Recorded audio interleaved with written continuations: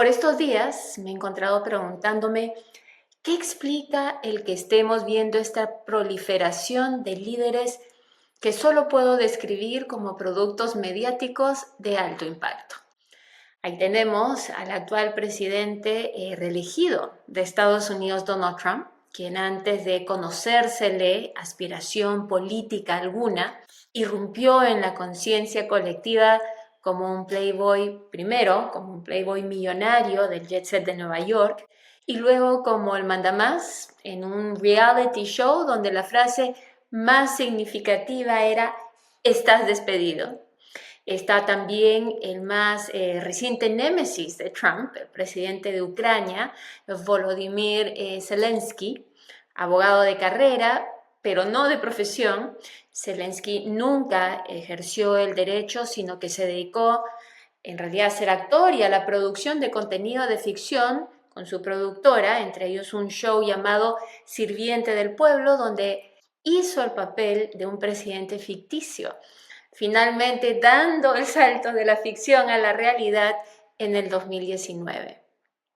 Tenemos también al presidente de Argentina, Javier Milei, quien se hizo conocido entre sus compatriotas como un analista político, pero sobre todo económico, y cuya experiencia se limitaba hasta hace poco al área académica y cuyo estilo además se caracterizó no tanto por sus propuestas, sino por sus insultos e improperios, aquellos que lanzaba contra todos los que pensaban distinto a él. Es decir, vamos a decirlo, un showman del hígado, que anclaba todos sus argumentos en menciones muchas veces superficiales a la escuela austriaca. Pocas veces con ideas fundamentadas y además explicadas de una manera que pudieran ser absorbidas y sobre todo cuestionadas por aquellos que lo escuchaban. Entonces, creo que Milei era uno de esos ejemplos del experto no cuestionado, salvo por otros economistas que muchas veces ponían en tela de juicio las explicaciones que ofrecían estos programas mediáticos. Pero bueno, nombrar a todos los personajes que han dado el salto de personalidad mediática al líder político podría ocuparnos el episodio entero, pero mencionaré a uno más, el comediante peruano Carlos Álvarez, quien hace unas semanas lanzó su candidatura a la presidencia del Perú. La pregunta es, ¿cómo es que un cómico termina como un candidato viable a la presidencia? Lo que pareciera ser una broma de mal gusto es también un caso muy interesante desde un punto de vista sociológico y que nos fuerza a preguntarnos. Es que para liderar un país, las credenciales resultan irrelevantes. ¿Qué está pasando con nuestra política? ¿Por qué abundan políticos que no están preparados para los cargos a los que aspiran? ¿Cómo es que el elector, nosotros aceptamos esta situación como natural o como inevitable? ¿Por qué en lugar de propuestas fundamentadas lo que encontramos es más bien polarización y debates que se reducen a insultos como si estuviésemos en un patio de primaria? ¿Y cómo es que hemos llegado a aceptar que ese es el status quo? Que estos insultos de patio de primaria son lo que debemos esperar de nuestros actores políticos. ¿Qué hay detrás de esto? ¿Es un simple síntoma de nuestros tiempos o se esconde algo más complejo y perverso? Hola y bienvenidos a una nueva exploración en Ursula Pfeiffer POV, Point of View. Si estos temas te parecen importantes, si el diálogo abierto te parece importante, apóyanos con un like, síguenos en redes sociales y suscríbete a nuestro canal de YouTube. Recuerda que el punto de estas exploraciones es abrir el diálogo. Así que tus comentarios son importantísimos. No se trata de que tomes por sentado como verdad lo que digo, sino que más bien de lo que se trata es de considerar distintos puntos de vista para expandir nuestro entendimiento de nuestra realidad Y bueno, cuando consideramos los casos que les presenté al abrir esta exploración y al mirar más allá de lo superficial, encontramos puntos en común pese a las diferencias geográficas y culturales en estos casos, estos personajes. Para comenzar, en los 4 casos hay una evidente falta de experiencia política, entendida como de servicio público, cosa que más bien jugó a su favor entre electores que estaban cansados del establishment político, vamos a llamarle. Pero también no solamente encontramos vacíos en su experiencia política, sino vacíos en cuanto a una clara capacidad de gestión en el sector privado. Finalmente, en un líder que va a manejar el destino de un país, supondríamos que ante la falta de lo primero se querría lo segundo, es decir, si no tenían experiencia en la gestión pública, se esperaría entonces que lo mínimo que exigiría el electorado es no solamente experiencia, sino éxito en el sector privado. Y si bien, en el caso, por ejemplo, del presidente Donald Trump, ha hecho una fortuna en el sector inmobiliario, también es cierto que no solo heredó este imperio familiar, fue parte de su herencia en realidad, no es que lo construyó de la nada, sino que además de sus 6 empresas, entre 1991 y 2009, 6 de sus empresas fueron declaradas, él las declaró en bancarrota. Con lo cual, Trump logró desconocer miles de millones de dólares que había adquirido en deuda, que eran su responsabilidad, no su decisión, y es bien cierto, dentro de lo que permite la legalidad de Estados Unidos fue desconocer su responsabilidad. Y aunque lo permite la ley, la pregunta es si dice algo acerca de una responsabilidad moral. Y si queremos que nuestros líderes tengan responsabilidad moral o no. Es una pregunta.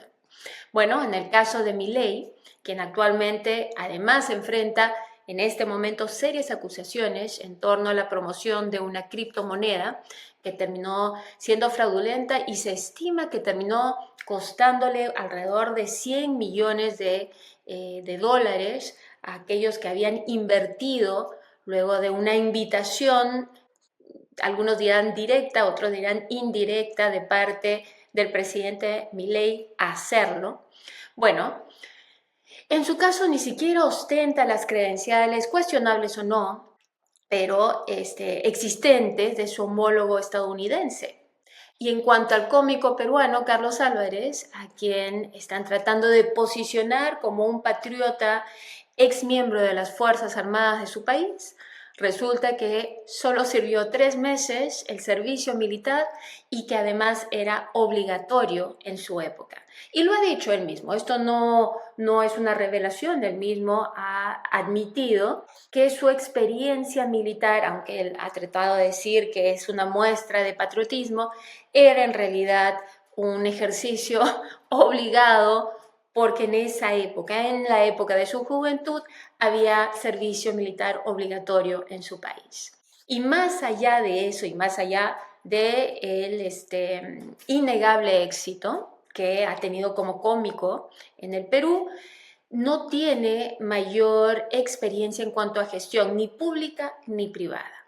Entonces, tomando en cuenta la falta de credenciales, algo especial tiene que haber tenido, tiene que haber habido en estos personajes para ser los presidenciales. Y la pregunta es ¿qué? Entonces, una vez más, analicemos lo que estos personajes tienen en común. Está, por ejemplo, su relación con grupos de poder, Trump con el brazo más conservador del Partido Republicano y financiado por grandes fortunas de Estados Unidos. Entre ellos los llamados tech bros, como Elon Musk, y que además ha tomado un papel totalmente protagónico dentro del actual gobierno del presidente Donald Trump. Milei tiene sus propios lazos con el sector empresarial argentino, como por ejemplo con el expresidente Mauricio Macri, que además es uno de los empresarios más importantes del país, y también con el sector empresarial ligado directamente con o que tiene inversiones en el sector mediático.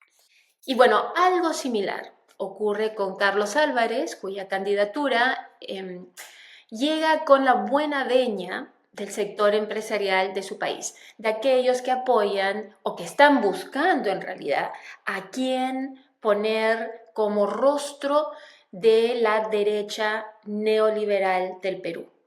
Y el apoyo del sector empresarial hacia ciertos candidatos no es nuevo, ni tampoco necesariamente es preocupante, y mucho menos mientras se haga de manera transparente y dentro de las leyes del país, tiene que ser ilegal.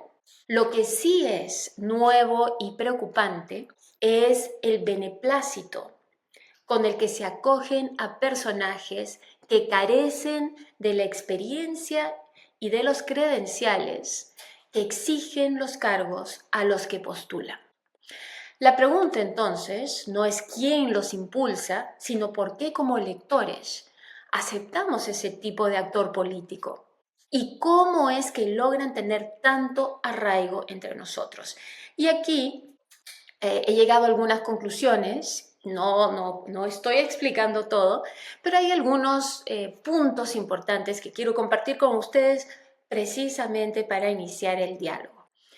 Y bueno, creo que por un lado, esto se debe a la creciente complejidad de un mundo donde nuestras economías están entretejidas, ya no a nivel regional, sino mundial, con todo lo que esto implica para cada ciudadano y para el país al que pertenece en términos laborales, económicos y de estándar de vida. Hay demasiados intereses encontrados, demasiadas necesidades insatisfechas, demasiados puntos en contención. Y claro, todo esto crea una realidad que nos abruma y buscamos respuestas simples. Los bullet points, vamos a decirle, ¿no? La realidad masticada, regurgitada, por quien sea que nos lo ofrezca. Y de alguna manera, eso se presta o se hace caldo de cultivo para personajes que saben simplificar, como vamos a ver, la realidad. Así la distorsionen. Esta necesidad de la simplicidad ante un mundo crecientemente complejo y que nos abruma, creo yo, nos expone a caer en las redes de personas a quienes no les interesa explicar lo complejo, ya sea porque no entienden lo que está pasando a cabalidad o porque no les conviene explicarlo. En su lugar nos dan información correcta o no, pero en bocados digeribles y que están creados para generar impacto y moldear la percepción popular de acuerdo a sus propios intereses y agendas. Lejos de ser un hecho fortuito, es un esfuerzo consciente donde se usan herramientas específicas de manipulación y que han sido identificadas y descritas por algunos de los pensadores más importantes de los tiempos modernos. Y aquí les voy a compartir algunas de estas explicaciones o definiciones. Primero, los apodos de patio de primaria, es decir, insultos tan simples que nos remontan a los bullies de nuestra niñez y cuyo objetivo es eliminar toda posibilidad de un diálogo con argumentos. Aquí es importante notar que hay cierto arte en crearlos. Deben ser cortos, tienen que tener cierta rima o resonancia y decirse sin vergüenza de faltar a la verdad.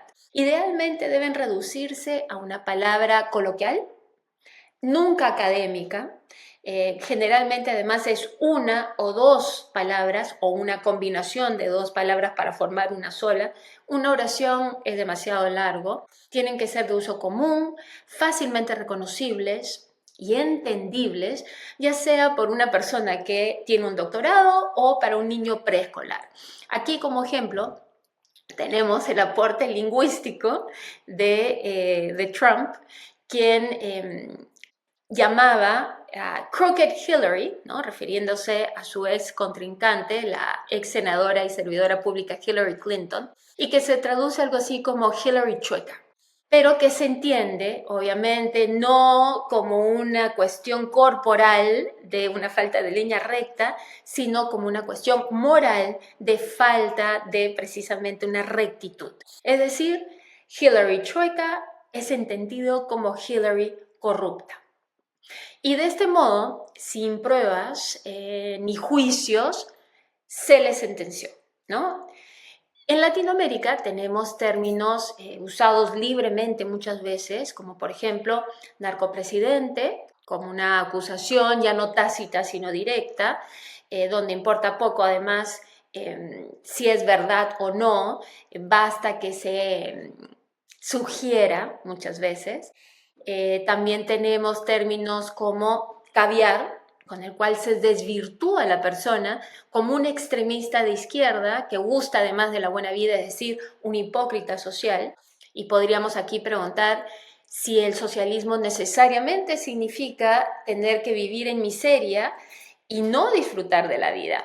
Y bueno, estoy segura que los países escandinavos estarían en total desacuerdo. Dirían que por supuesto que uno puede ser socialista, entendido como querer que la mayoría de la sociedad viva en bienestar y vivir en bienestar. Ese es parte del motivo por el cual tienen gobiernos socialdemócratas.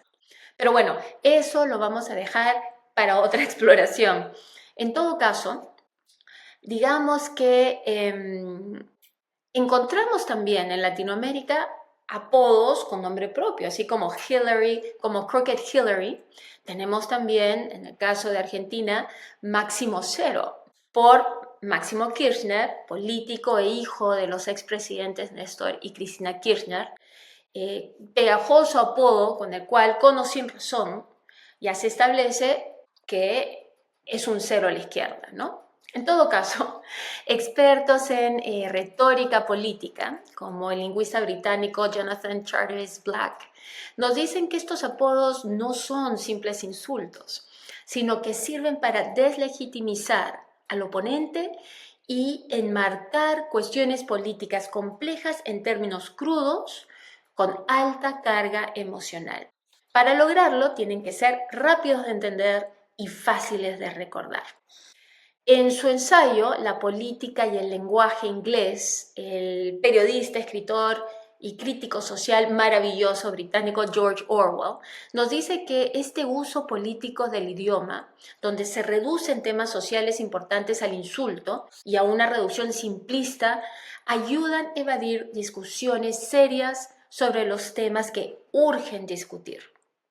De modo similar, la lingüista austríaca Ruth Wodak nos dice al respecto que este tipo de retórica confrontacional y reduccionista alimenta la polarización e impide el diálogo y la concertación porque finalmente todo se convierte en un nosotros versus ellos. Es decir, simplemente hacemos una diferenciación en la cual el diálogo hacia una solución en común se hace, no solamente se hace, sino que se establece como imposible. Y en esa división, yo diría que perdemos todos, porque en esa brecha fabricada se pierde la oportunidad para que para encontrar soluciones que beneficien a todos los interesados, pero más allá de eso, yo diría que crea un espacio en donde algunos actores políticos pueden actuar con total impunidad, precisamente porque estamos distraídos por los histrionismos y los insultos. Más aún, este uso simplificado, vamos a decirle, del lenguaje es un mecanismo de manipulación. Y aquí incluyo también al lingüista estadounidense Noam Chomsky, quien nos invita a mantenernos alertas a estas estrategias de manipulación de la opinión pública y a forzarnos a ver detrás del histrionismo. Chomsky nos dice que cuando se reduce el diálogo a insultos y se recurre a etiquetas con alta carga emocional, no solo se busca desacreditar al oponente, sino evadir un diálogo abierto donde se deben presentar propuestas con sustento y argumentos sólidos. Es mucho más fácil insultar que tener que argumentar, explicar, proponer. Chomsky nos dice, proponer obviamente con ideas sólidas, con ideas que tengan un sustento. Y bueno, lo que nos dice Chomsky además es que este uso del lenguaje no es neutral, tampoco es espontáneo, sino que está diseñado. ¿Diseñado para qué? Para moldear la percepción y desviar la atención de lo que verdaderamente importa. Por ejemplo, la falta de capacidad política y profesional y la ausencia de propuestas bien pensadas o la existencia de posturas que van en contra del bien común, incluidos lazos con intereses que van en contra de la función pública que esa persona o ese político pretenden ejercer. Desde la perspectiva de Chomsky, el insulto y los apodos se incluyen dentro de un mecanismo clave de la propaganda política. También lo podemos identificar y está estrechamente relacionado a este término en inglés que se usa mucho en el marketing. Es más, ¿qué es el marketing? Sino una profesión dedicada a crear percepción. Percepción de necesidad, percepción alrededor de una marca, de su uso, percepción de valor. Eso es el marketing. El marketing es una carrera creada para generar, para crear percepción. Y bueno, vamos a tomar prestado este término en inglés de marketing para explicar algo que está estrechamente relacionado a los insultos de patio de escuela primaria, que es el término rebranding. ¿Qué es el rebranding? Es evitar llamar a una cosa por su nombre y en su lugar usar términos que reposicionan en la imaginación colectiva aquello que estamos describiendo. Por ejemplo, llamar a la muerte de personas daño colateral o catalogar como eficiencia gubernamental la eliminación de servicios o derechos ganados por una población, por una sociedad, que es lo que estamos viviendo en Estados Unidos. Pero bueno, no es casualidad que en esta exploración, además, yo haya recurrido a aquellos que han hecho del lenguaje su carrera, lingüistas, o periodistas, en el caso de Orwell, porque es que en el lenguaje se esconde la trampa. Cómo usamos nuestro lenguaje es cómo construimos nuestra interpretación de la realidad. Y bueno, ligado a esto está el término creado por la filósofa, teóloga y crítica social estadounidense Mary Daly, que es la no verdad. Este concepto que ella creó, encapsula algo tan interesante como perverso. Se trata de nombrar algo como su opuesto, negando así la realidad, estableciendo falsedades como la realidad. La no verdad, nos dice Daly, es una construcción ideológica, cultural y política que tiene por fin manipular la opinión pública. Las no verdades nos confunden y sirven como una cortina gruesa que nos impide reconocer la realidad que tenemos enfrente. Por ejemplo, llamar agresiva a la mujer que está sufriendo, digamos, agresiones físicas de parte de su pareja. Es llamar racista a la persona que se resiste a ser discriminado por su raza. En su libro, Gynecology, The Meta-Ethics of Radical Feminism and Beyond God the Father, en español esto se traduce a ginecología, la metaética del feminismo radical y más allá del Dios Padre. Bueno, Daly nos invita a reconocer estas no verdades. Y ya sé que para algunos de ustedes feminismo radical inmediatamente sirve como una barrera para querer considerar una idea.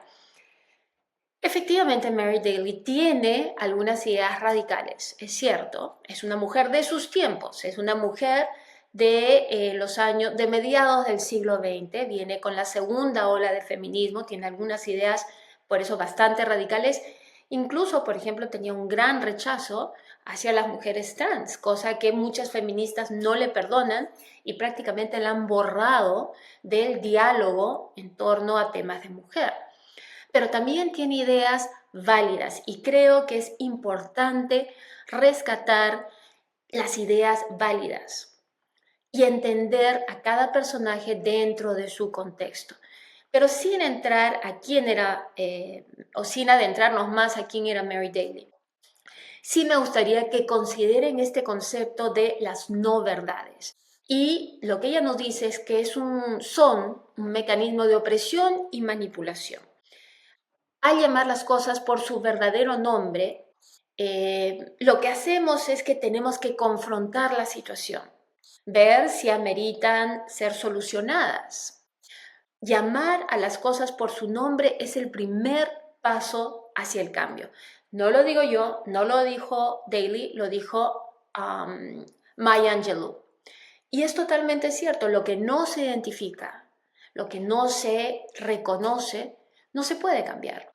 Entonces, la no verdad lo que hace es que retuerce, cambia la naturaleza de las cosas, crea verdades políticamente construidas y reconocer el objetivo político de estas no verdades es importante. Entonces, Daly nos invita a cuestionar lo que se nos presenta como incuestionable y abrirnos a nuevas maneras de nombrar nuestra realidad cuando intuimos que las palabras que se están usando están desfigurando nuestra experiencia o están negando nuestra experiencia. Yo lo interpreto como una invitación a ponerle nombre a lo que intuimos como la realidad, aun cuando se nos dice que es distinta a lo que percibimos. Es decir, a reclamar nuestro derecho a reconocer nuestra experiencia y a construir una sociedad donde todos nos sintamos importantes, respetados, celebrados, vistos y reconocidos. Bueno, aquí concluimos nuestra exploración. Si creen que estos temas son importantes, recuerden regalarnos un like, seguirnos por redes sociales, suscribirse a nuestro canal de YouTube y participar del diálogo con sus comentarios. Muchísimas gracias por acompañarme. Nos vemos pronto.